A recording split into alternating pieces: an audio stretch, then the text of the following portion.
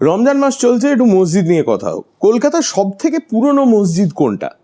এইটা হচ্ছে প্রশ্নের উত্তরটা অনেকেই জানে, কিন্তু প্রমাণ দিতে বললে খুব চাপ হয়ে যাবে, কারণ মসজিদের গায়ে যে প্রতিষ্ঠা ফলকটা থাকার কথা সেটা এখন নেই।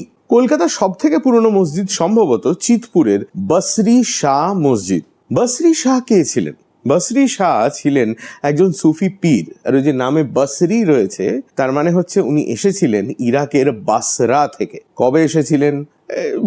সম্ভবত 17th সেঞ্চুরির শেষের দিকে। তার কবর আর তার দরগা রয়েছে বসরি শাহ মসজিদের খুব কাছেই।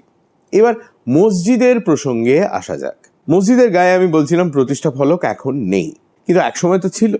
আর সেই প্রতিষ্ঠা ফলক দেখেই রিসার্চার জ্যানিস লেশোকো লিখেছিলেন যে সেখানে লেখা ছিল যে 1804 সাল নাগাদ এই মসজিদটি নতুন করে তৈরি করেন জাফির আলী বলে একজন ভদ্রলোক। এই জাফির আলী কে ছিলেন? We don't know.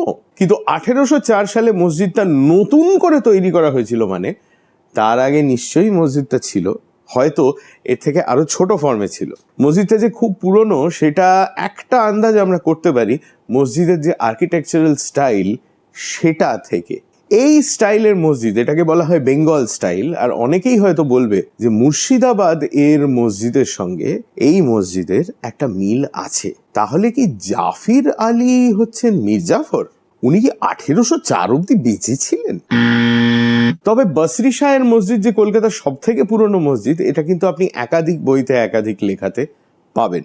মসজিদটা এখনো টিকে রয়েছে, আমাদের সবাইকার ভাগ্য ভালো। যদিও এরকম ভয়ঙ্কর রংটা বোধহয় না করলেই ভালো হতো। তবে যাই হোক, কলকাতার ইতিহাস নিয়ে যদি আপনার জানার আরো ইচ্ছে থাকে তাহলে ইনস্টাগ্রামে ফলো করুন আর ইউটিউবে সাবস্ক্রাইব করুন টু হাফ প্যান্ট হিস্ট্রি।